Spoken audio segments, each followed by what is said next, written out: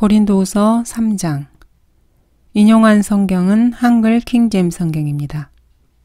1절부터 보겠습니다.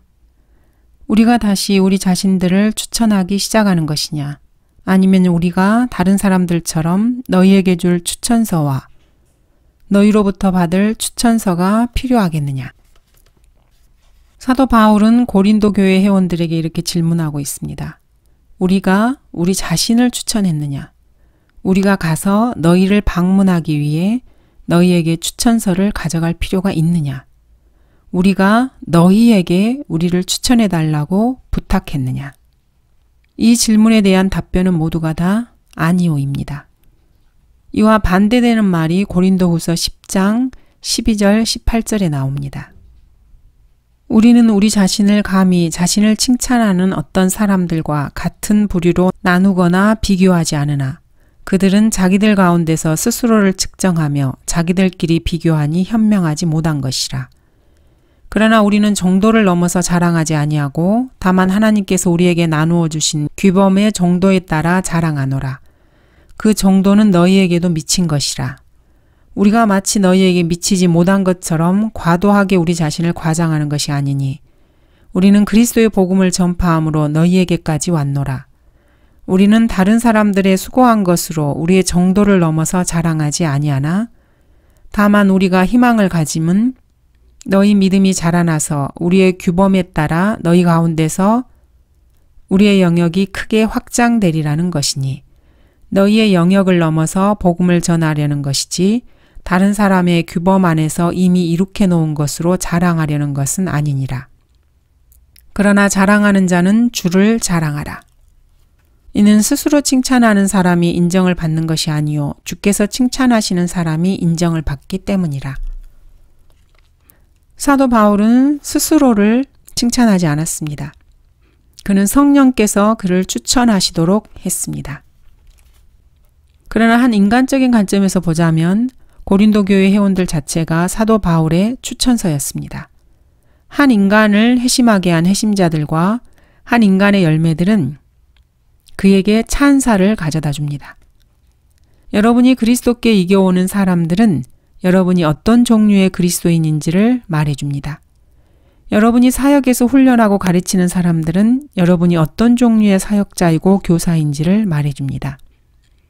너희는 그들의 열매로 그들을 알게 되기 때문입니다. 러크만 목사님께서는 펜사콜라 성경 신학원을 세우셔서 많은 젊은이들을 훈련시켜서 목회 현장과 선교지에 나가게 하셨습니다. 그 중에 한 사람은 브루스 맥도웰이었습니다.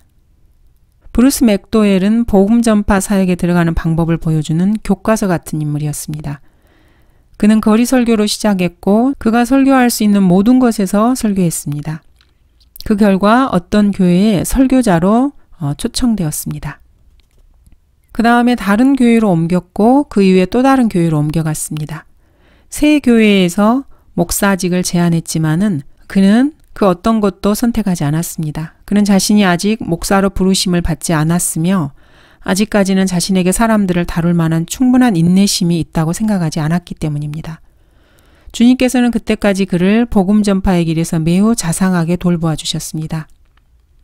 복음 전파 사역에 들어가려면 대략 3번의 훌륭한 집회만 가지면 됩니다. 주님께서 여러분을 복음 전파에 필요로 하신다면 여러분에게 훌륭한 모임을 주실 것이고 그 훌륭한 모임을 맡고 있는 목사들 중 하나가 여러분을 다른 목사에게 추천할 것입니다. 그러면 그런 일들이 차곡차곡 하나씩 쌓이기 시작하고 여러분이 어떤 모임을 열면은 다른 설교자들이 여러분의 설교를 들으려고 찾아올 것입니다. 설교자들 역시 훌륭한 설교를 갈급해 합니다. 그래서 사방팔방을 돌아다녀서라도 좋은 집회를 통해 훌륭한 설교자를 찾습니다.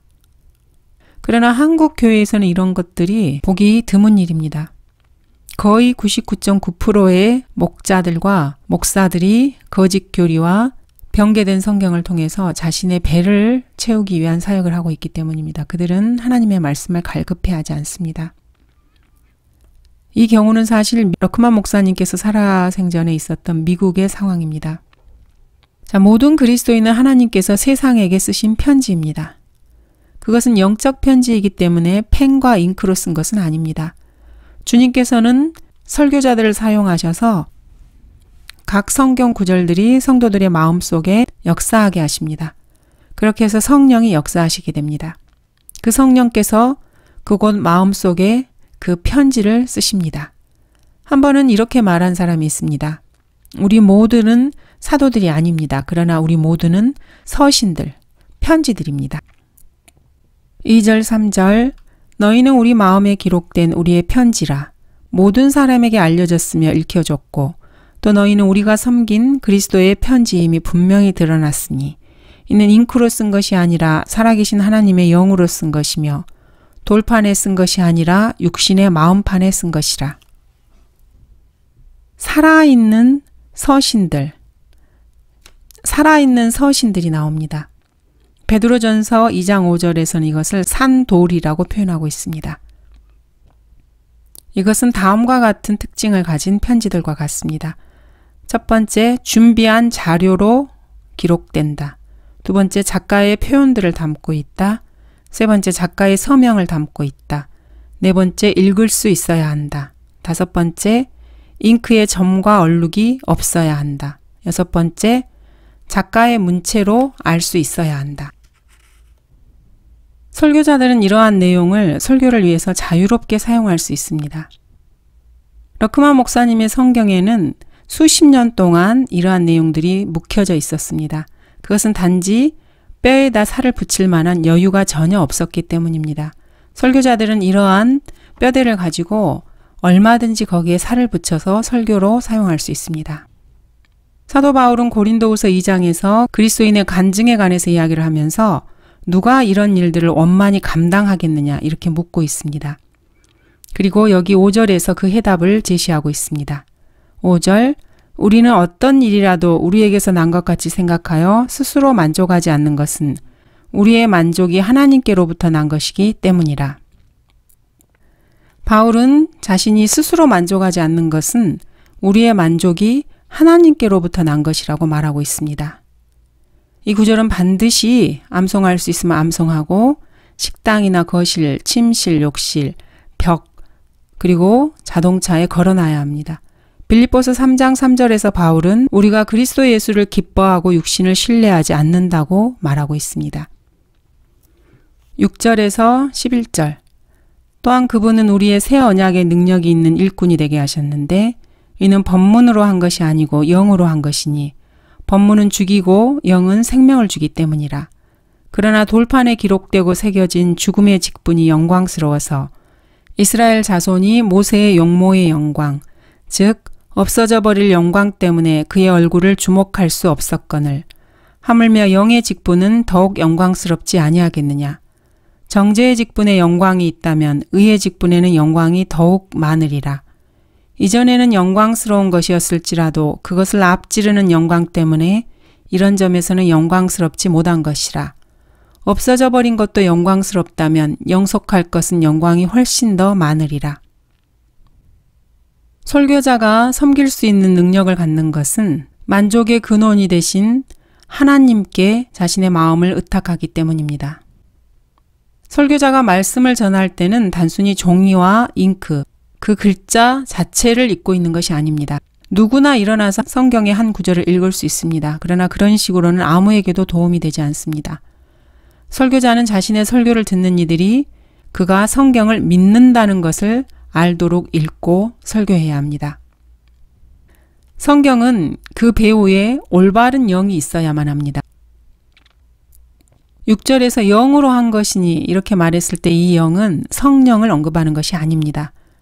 여기서 말하는 것은 사물이 지니고 있는 그대로의 형태로는 생명을 주는 속성을 지닐 수 없다는 것입니다. 그러나 바른 영으로 주어지면은 활력을 얻게 되고 그 활력으로 어떤 일을 할 수 있다는 점입니다. 아내분들은 아마 이 점을 이해할 수 있을 것입니다. 여러분의 남편이 여러분을 감싸고 여보 사랑해 이렇게 말할 수 있다면은 그것은 남편이 화를 내면서 내가 당신 사랑하는 거 알잖아. 입 닥쳐. 이렇게 말하는 것과는 아주 달라도 정말 다른 것입니다. 두 문장에서 모두 사랑한다는 말을 포함하고 있지만 생명을 가져다 주는 것은 그 영, 바로 태도입니다. 죽음의 직분이라는 것은 구약의 율법을 말합니다. 모세가 십계명을 손에 들고 산에서 내려왔을 때 그 율법 때문에 3,000명이 죽었습니다.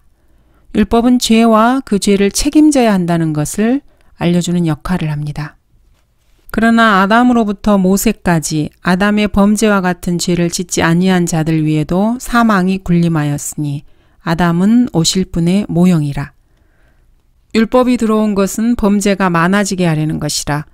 그러나 죄가 많아진 곳에 은혜가 더욱 넘쳤나니. 율법을 주는 것은 영광스러운 일이었습니다. 하나님께서는 십계명을 직접 손가락으로 쓰셨습니다. 모세가 두 번째 돌판을 가지고 내려왔을 때 하나님의 영광으로 인해서 모세의 얼굴 피부에서 빛이 났습니다. 이스라엘의 자녀들은 이로 인해서 모세에게 가까이 가기를 두려워했습니다. 그렇지만 모세의 얼굴빛에 나타난 그 영광은 지속되지 않았습니다. 왜냐하면 없어져 버릴 영광이었기 때문입니다. 제7일 안식교인들은 이 없어져 버릴 영광을 제시하기를 좋아합니다. 돌판에 새겨진 그들의 영광은 사라졌습니다.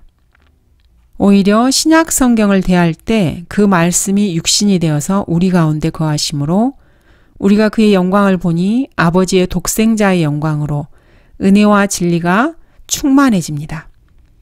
주님께서는 부활하실 때 영광스러운 몸을 받으셨습니다. 주님께서 고난을 당하신 것은 그의 영광에 들어가기 위함이었고 승천하실 때 주님은 영광 가운데로 들려 올라가셨습니다. 그러므로 신약 성경의 영광은 예수 그리스도입니다. 결코 율법이 아닙니다. 8절 하물며 영의 직분은 더욱 영광스럽지 아니하겠느냐. 여기서의 영은 6절에서 말한 영입니다. 바른 영과 바른 태도로 메시지를 전하는 새 언약의 일꾼을 말합니다. 메시지 자체는 이미 영광스럽습니다. 그러므로 바르게 전파한다면 훨씬 더 영광스러울 것입니다. 율법은 그것을 받아들이는 자들을 정죄에 이르게 했는데도 영광이 있었습니다. 그렇다면 의의 직분인 복음을 전할 때는 그 영광이 얼마나 더하겠습니까? 율법이 주어졌을 때 3,000명이 죽었지만 오순절 성령께서 주어졌을 때는 3,000명이 구원을 받았습니다. 사도행전 2장을 보겠습니다. 그러자 그의 말을 기꺼이 받아들인 사람들은 침례를 받더라. 그리하여 그날에 약 3,000명의 사람이 더 늘었더라. 오순절날 베드로의 설교를 듣고 구원받은 사람의 숫자입니다. 율법이 주어졌을 때 죽었던 사람의 숫자와 동일합니다. 이전에는 영광스러운 것, 즉 구약이 있었을지라도 그것을 앞지르는 영광, 즉 신약 때문에 이런 점에서는 영광스럽지 못한 것이라. 구약과 신약은 이렇게 극한 대조를 이루고 있습니다. 그래서 그리스도인들 중에는 구약을 공부하려고 하지 않는 사람들도 있습니다. 자유주의자들은 구약에 복수하시는 하나님과 신약의 사랑의 하나님이 다르다고 주장을 합니다. 그러나 잘못된 것입니다. 이들은 신구약 중에서 어느 한 성경에 관해서 조금이라도 더 안다면은 신약이 더 낫다. 그러한 사실을 모두가 알게 될 것이다. 이렇게 가르칩니다. 그러나 그것은 잘못된 주장입니다. 이는 대낮에 달을 보는 것과 같습니다. 대낮에 달을 볼 수는 있습니다. 그러나 빛을 낸다고는 생각하지 못할 것입니다. 왜냐하면 햇빛이 달을 압도하기 때문입니다. 본문은 구약이 신약 그리스도인에게 미치는 영향을 분명하게 제시하고 있습니다. 이제 율법의 저주는 폐지되었습니다. 안식교인에게 이것은 이 시대에, 즉 교회 시대에 안식일이 없다는 것을 의미한다. 이렇게 말해줄 수 있습니다. 하나님께서는 친히 안식일을 없애셨습니다. 이사야서 1장 10절부터 15절을 보겠습니다. 너희 소돔의 치리자들아 주의 말씀을 들으라. 너희 고모라의 백성들아 우리 하나님의 법에 귀를 기울이라. 너희의 수많은 희생제물이 내게 무슨 소용이 있느냐. 주가 말하노라. 나는 순양들의 번제물들과 살찐 짐승들의 기름으로 배불렀으며 또 나는 숫송아지들이나 어린 양들이나 숫송아지들의 피를 기뻐하지 아니하노라. 너희가 내 앞에 나타날 때 너희 손에 이것을 가져와 내 뜰들을 밟으라고 누가 요구하였느냐. 헛된 예물을 더 이상 가져오지 말라. 분향은 내게 가증함이요 새 달들과 안식일들과 집회들을 모으는 것도 내가 견딜 수 없으니 심지어 엄숙한 모임까지도 악한 것이니라. 너희의 새 달들과 정한 명절들을 내 혼이 싫어하노라. 그것들은 내게 짐이요 내가 지기에 피곤하노라. 너희가 너희 손을 내밀 때면 나는 너희에게서 내 눈을 가리리라. 정녕 너희가 기도를 많이 할 때에도 내가 듣지 아니하리니 너희 손은 피로 가득하도다.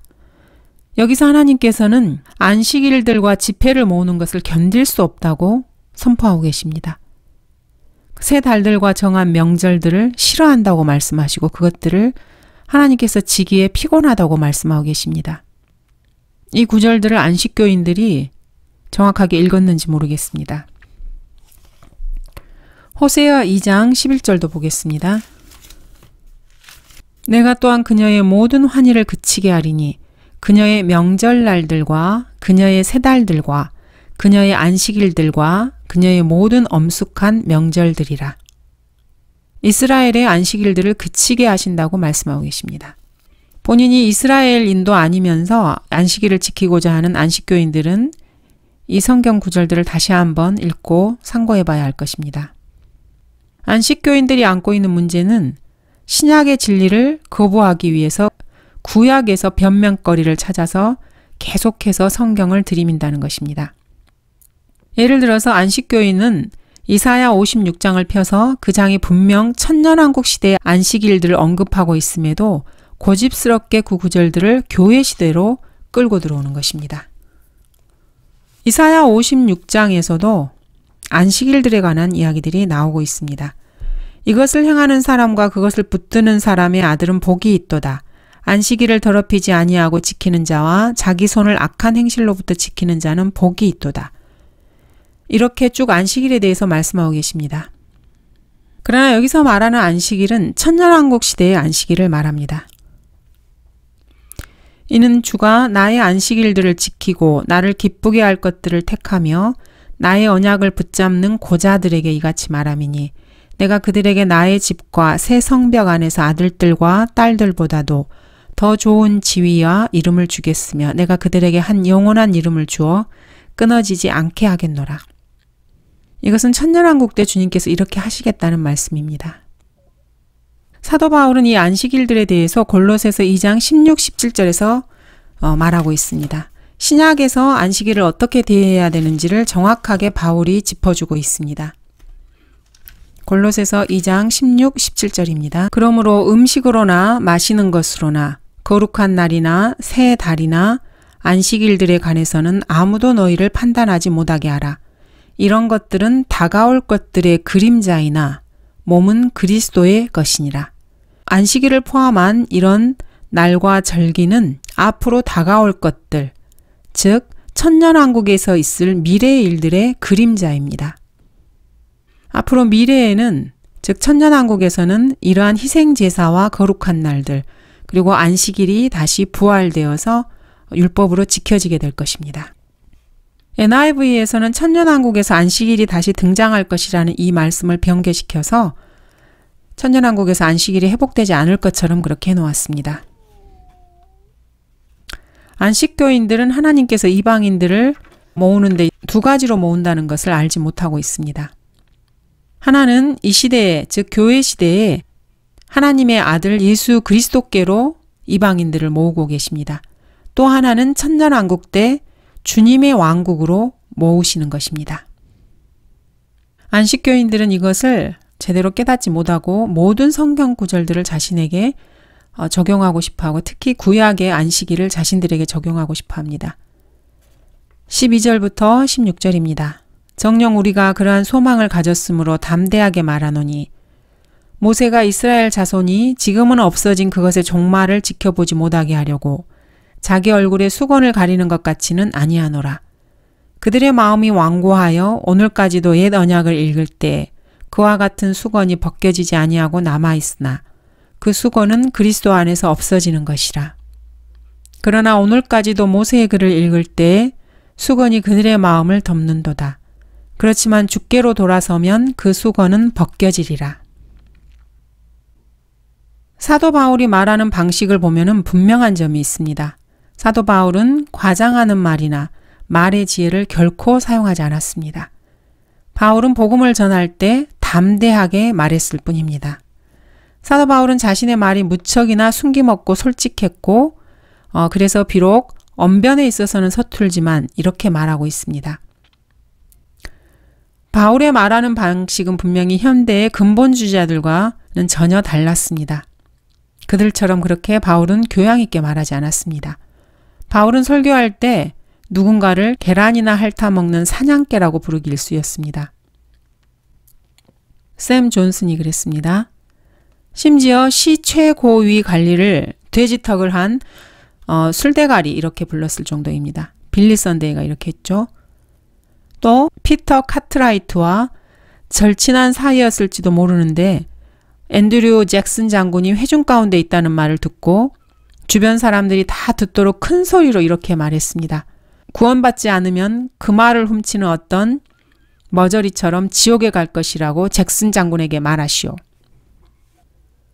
즉 성경적 설교는 이렇게 솔직함과 적절함에 있어서 늘 탁월함을 나타냈습니다.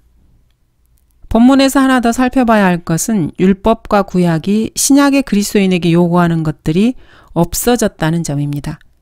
여러분은 구원받기 위해서 십계명을 지킬 필요가 없습니다. 안식교 설교자는 고린도후서 3장을 결코 설교할 수 없습니다. 설교하지도 않습니다. 성경에는 이교도들이 설교할 수 없는 몇몇 구절들이 있는데 안식교 목사는 감히 이런 구절들을 만지려고도 하지 못합니다. 그리스도의 교회의 설교자가 로마서 4장 5절에 즉 행함이 없어도 불경건한 자를 의롭다 하시는 그분을 믿는 사람에게는 그의 믿음이 의로 여겨지느니라. 이 부분을 설교하는 것을 한번 들어보고 싶습니다. 하지만 설마 그런 일은 없을 것입니다. 러크만 목사님께서는 이러한 이단들이 그토록 꺼리는 성경 구절들을 아무데나 눈 감고 펼 수 있는 분이셨습니다. 또한 성경의 어떤 한 장을 설교해야 할 때 그 안에 있는 어떤 장이든지 즉석에서 펴서 설교할 수 있는 그런 분이셨습니다. 그것에 대해서 늘 하나님께 감사드렸습니다. 본문 13절은 출애굽기 34장 29에서 35절과 연관이 됩니다. 이스라엘 자녀들은 주님의 영광이 모세의 얼굴에서 빛나는 동안에 모세 근처에는 가까이 가기를 두려워했습니다. 모세는 그들과 대화할 때 수건으로 얼굴을 가렸습니다. 그러나 하나님과 대화하기 위해서 다시 돌아갈 때는 언제나 그 수건을 벗었습니다. 모세가 두 증거판을 모세의 손에 들고 시내산에서 내려왔는데 그가 산에서 내려올 때 자기가 하나님과 말하는 동안 자기 얼굴 피부에서 빛이 난 것을 알아차리지 못하더라. 아론과 모든 이스라엘 자손이 모세를 보니 보라 그의 얼굴 피부에서 빛이 나는지라. 그들이 그에게 가까이 가기를 두려워하니 모세가 그들을 부르니 아론과 회중의 모든 지도자들이 그에게로 돌아오고 모세가 그들과 말하더라. 그 후에야 모든 이스라엘 자손이 가까이 오는지라. 모세가 주께서 시내산에서 자기에게 말씀하셨던 모든 것을 그들에게 명하고 모세가 그들에게 말하는 것을 마칠 때까지 수건으로 자기 얼굴을 가렸더라. 그러나 모세가 대화하기 위해 주 앞에 들어갈 때면 나올 때까지 수건을 벗고 있다가 그가 나와서는 그가 명령받은 일을 이스라엘 자손에게 고하더라. 이스라엘 자손이 모세의 얼굴, 즉 모세의 얼굴 피부에서 빛이 나는 것을 보았고 모세는 주와 함께 대화하려고 들어갈 때까지 그의 얼굴을 다시 수건으로 가렸더라. 이렇게 모세의 얼굴을 가렸던 수건을 신약에서 바울은 그리스도 안에서 그 수건이 없어진다고 말하고 있습니다. 그리고 이렇게 구약의 율법을 주장하는 자들은 그들의 마음이 완고해서 오늘날까지 이러한 출애굽기 등의 옛 언약을 읽을 때 그 얼굴에서 수건이 벗겨지지 아니한다고 말하고 있습니다. 행위구원을 주장하는 자들이나 안식교도들과 같이 구약을 지켜야 한다고 하는 자들은 바울의 말에 따르면은 마음이 완고해서 오늘날까지도 이러한 구약을 읽을 때 수건이 벗겨지지 않은 자들입니다. 사도 바울은 모세가 쓴 그 수건을 이스라엘이 눈먼 것에 비유하고 있습니다. 이 영적 수건은 유대인에게 눈가리개 역할을 하고 있습니다. 그래서 구약을 읽을 때 그리스도를 볼 수 없게 되는 것입니다. 유대인들은 이사야 53장을 읽을 때면은 그것이 이스라엘에 관한 말이라고 생각합니다. 또 시편 22편을 읽을 때는 그것이 다윗에 관해서 얘기하고 있다고 생각합니다. 이사야 53장과 시편 22편은 주 예수 그리스도에 관한 예언들입니다. 이렇게 유대인들에게 수건이 가려진 것은 그들이 초림 때 그리스도를 한 민족 전체로서 거부했기 때문입니다. 그들, 즉 유대인들의 눈은 감았으니 이는 눈으로 보지 못하고 회심하지도 못하게 되어 이렇게 말하고 있습니다. 이사야서에서는 누군가가 이스라엘의 두 눈을 감기게 한다는 그런 말씀이 나옵니다. 그 누군가가 바로 하나님이십니다. 그가, 즉 하나님이 그들의 눈을 멀게 하시고라고 말씀하십니다. 하나님께서는 이스라엘이 그들의 메시아를 고의적으로 거절하자 메시아에 관한 진리를 그들의 눈에서 가리셨습니다. 그들의 눈을 멀게 하신 것입니다. 로마서 11장은 이렇게 말씀하십니다. 그러면 무엇이냐? 이스라엘이 구하는 그것을 얻지 못하였고 오히려 선택된 자들이 그것을 얻었으며 그 나머지는 오늘까지 완고해졌느니라. 또 이방인들의 충만함이 차기까지는 이스라엘의 일부가 완고하게 된 것이라고 말씀하고 있습니다. 이스라엘은 한 민족으로서 전체가 교회 시대 동안에 눈멀어 있습니다. 그러나 개인적으로 유대인들이라 할지라도 자신의 마음을 열고 주 예수 그리스도를 영접하면은 개인적으로 이 수건이 얼굴에서 벗겨지고 눈이 멀었던 것에서 눈이 뜨이게 됩니다. 하지만 그런 일은 그렇게 흔한 일은 아닙니다. 하나님께서 그 얼굴에 있는 수건을 벗겨서 그리스도를 보게 하시면은 그 사람도 구원을 받을 수 있습니다. 구원받은 유대인이 구약 전체에 걸쳐서 예언과 예표를 통해 그리스도를 볼 수 있는 것은 바로 이런 이유에서입니다. 성령께서 유대인의 삶 속에서 어떻게 역사하시는가를 보고 싶다면은 에스겔 14장을 보면 됩니다.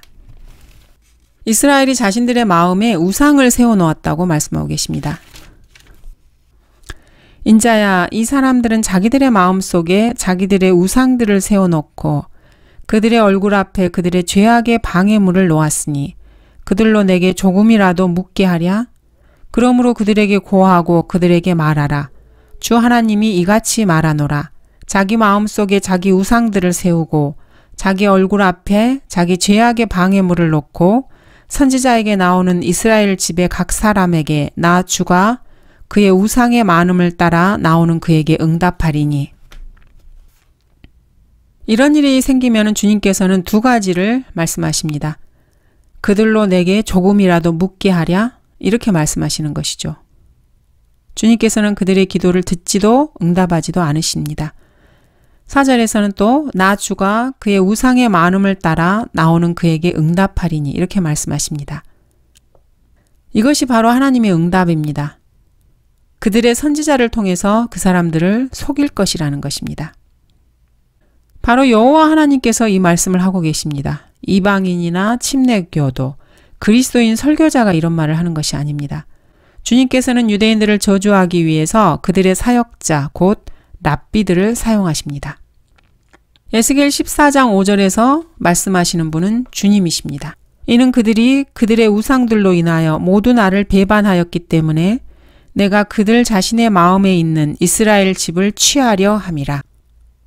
그리고 그 다음 구절에서 주 여호와 하나님께서 이렇게 말씀하십니다. 회개하라. 그리고 너희 우상들로부터 너희 자신을 돌이키고 너희 얼굴을 너희의 모든 가증한 것들로부터 돌이키라. 그렇게 해야 유대인들은 하나님께로 돌아설 수 있으며 그렇게 하지 않으면 안 됩니다. 에스겔 14장의 교훈을 한번 적용해 보겠습니다. 그리스도인은 자신이 주님과의 쌍방 통로를 언제나 깨끗하게 유지해야 합니다. 그에 비례해서 주님 안에서 성장하기 때문입니다. 여러분이 주님을 첫째로 모시면은 주님께서도 여러분에게 자비를 베풀고 또 은혜를 베풀어 주실 것입니다. 그러므로 여러분과 주님이신 하나님 사이에 그 어떤 것도 가로막게 해서는 안 됩니다. 17, 18절입니다. 이제 그 영은 주시니 주의 영이 계신 곳에는 자유가 있느니라. 그러나 유리를 통해 보는 것 같이 수건을 벗은 얼굴로 주의 영광을 보는 우리 모두는 주의 영으로 말미암은 것 같이 영광에서 영광에 이르는 똑같은 형상으로 변모되느니라. 본문은 성령의 신성을 증명하는 구절입니다. 그 영은 주시니 이렇게 말씀하고 계십니다. 주님을 소유하지 않고 주님의 영을 소유하는 것은 불가능합니다. 성령을 소유하지 않고 주님을 소유하는 것 역시 불가능합니다. 3절은 그분은 살아계신 하나님의 영입니다. 17절에서는 주의 영이 계신 곳에는 자유가 있다고 말씀하십니다. 성령께서는 율법의 속박에서 그리스도인들에게 자유를 주십니다. 주님 앞에서 인간을 정죄하는 이 율법 없이 하나님의 법기를 따르는 자유입니다. 또 내가 자유로이 걸으리니 이는 내가 주의 법기들을 구함이니이다. 주의 법기를 구하는 사람들에게는 자유가 있습니다. 주의 영이 거하시는 곳에서는 자유가 있습니다. 그리스도인들은 율법의 법문에 매여 있는 사람들이 아닙니다. 교회 예배에서도 자유롭습니다. 그리스도인들은 이 말의 의미를 정확하게 압니다. 그리스도인들은 성령께서 관장하시고 모든 일이 어떠한 구속 없이 편하게 이루어집니다. 참 그리스도인들은 이 말의 의미를 압니다.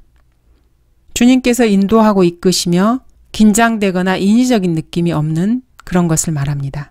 그리스도 안에서의 자유를 이야기할 때 우리는 성령께서 관장하시고 그분이 인도하시고 이끄신다는 그런 의미로 말을 하는 것입니다.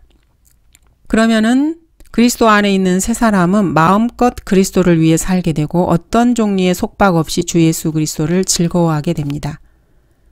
성경은 스스로를 거울에 비유하고 있습니다. 성경은 그가 내면이 어떠한 인물인지를 보여준다고 말씀하고 계십니다. 사람이 성경을 대할 때 그 사람의 본 모습을 보여주시는 것이 바로 성경입니다. 야고보서 1장 22절을 보겠습니다. 그러나 너희는 말씀을 행하는 자가 되고 단순히 듣기만 하는 자가 되어 자기 자신을 속이지 말라. 누구든지 말씀을 듣기만 하는 자가 되고 행하는 자가 되지 아니하면 그는 거울로 자기의 타고난 얼굴을 보는 사람과 같으니 이는 그가 자기를 보고는 가서 즉시 자기가 어떻게 생겼는지를 잊어버림이라. 그러나 자유의 온전한 법을 주시하고 그 안에 계속 머물러 있는 자는 듣고 잊어버리는 자가 아니라 오히려 실행하는 자니 이 사람은 그의 행실로 복을 받으리라. 인간이 성경을 대할 때 성경이 그 사람의 내면의 모습을 비춰주십니다. 그리고 그 사람이 어떤 인격을 가진 인물인지를 보여주신다는 말씀입니다. 그러므로 성경을 읽는 사람이 보여줄 수 있는 반응은 두 가지입니다.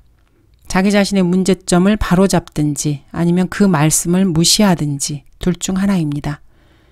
그러나 오늘날 너무나도 많은 그리스도인들이 애써서 이 거울, 성경을 보려 하지 않습니다. 성경을 볼 때 우리 그리스도인들이 주님의 실제 모습을 보는 것이 아닙니다. 주님의 형상, 곧 주님의 반사된 모습을 받게 됩니다. 여러분이 가지고 있는 한글 킹제임스 성경에 여러분 자신을 더 많이 노출시킬수록 주님의 형상이 여러분 자신에게 더 많이 반사되어 비치게 되고 반사된 주님의 형상을 더 많이 받을수록 그 사람은 그 주님의 형상으로 더 많이 변화됩니다. 사람들은 말하곤 합니다. 남편과 아내는 같이 살면 살수록 서로 닮아간다고들 합니다. 나다니엘 호소는 큰바의 얼굴이라는 단편 소설을 쓴 적이 있습니다. 이 이야기 속에 보면은 한 산속 노인이라는 어떤 유명한 뉴햄프셔 지게표에 관한 전설이 전해집니다. 그것은 사람의 옆 얼굴상처럼 보이는 산 정상의 어떤 바위나 이런 구조물이었습니다. 한 어린 소년이 산의 그 바위 얼굴을 매일같이 바라보고 그 전설이 실현되기를 기다리면서 만나는 사람들의 얼굴을 계속해서 쳐다보곤 했습니다. 아브라함 링컨과 같은 유명한 사람들이 그 마을을 거쳐가면서 소년이 그들의 얼굴을 봤지만 전설적인 인물은 그 누구도 없었습니다. 그러던 어느 날 그 소년이 노인이 되어서 거리를 걷고 있을 때 한 꼬마가 소리쳤습니다. 저것 봐, 큰바의 얼굴이야. 그 노인은 사람들이 자신에 대해서 말하고 있다는 것을 깨달았습니다. 노인은 그 큰바의 얼굴을 무척 오랫동안 쳐다본 탓에 자신의 얼굴이 그 바위의 얼굴 모양을 닮았던 것입니다. 그리스도인도 역시 마찬가지입니다. 여러분이 가지고 있는 성경에 시간을 더 많이 쓰면 쓸수록 여러분의 인격과 얼굴과 다른 모든 면들에서 이 성경의 모습이 드러나게 됩니다. 여러분이 자신을 성경에 노출시킬 때 그것에서 떨어져 나와서 여러분에게로 들어가는 뭔가가 있습니다. 지금 당장은 성경을 읽어도 그것이 분명하게 드러나진 않지만은 사도 바울이 말한 것처럼 얼굴과 얼굴을 마주볼 날이 있을 것입니다. 그리스도인들이 성경을 읽을 때 거기에서는 상호작용이 일어납니다. 성경에 있는 하나님의 영광이 그리스도인들을 스쳐 지나갑니다. 그 영광은 모세의 얼굴을 스쳐 지나갔고 결국 이스라엘 사람들은 모세를 쳐다보지도 못했습니다. 자, 그렇다면은 사람들이 그리스도인인 여러분을 바라볼 때 예수 그리스도를 볼 수 있고 여러분이 성경에 시간을 투자했다는 것을 알 수 있습니까? 본문 18절은 성경을 거울과 연관시킵니다. 여기서 몇 가지 위대한 설교 자료를 제공받을 수 있습니다. 첫 번째, 깨진 유리는 잘못된 이미지를 보여준다. 즉, 깨진 성경은 사람들에게 잘못된 이미지를 보여줍니다. 두 번째, 거울에 비친 얼굴을 보기 위해서는 빛이 필요하다. 세 번째, 거울에 얼굴을 비춰보고서 하루하루를 시작해야 한다. 네 번째, 거울은 거짓말하지 않는다. 그 거울을 들여다보는 그 사람이 거짓말을 하는 것이다. 다섯 번째, 사진은 찍혔던 때의 이미지를 재생한다. 거울은 살아있어서 매번 들여다볼 때마다 여러분의 가장 최근의 이미지를 보여줍니다. 여섯 번째, 거울이 아무리 많아도 거울을 들여다보지 않으면 그 사람에게는 아무런 도움이 되지 않는다. 감사합니다.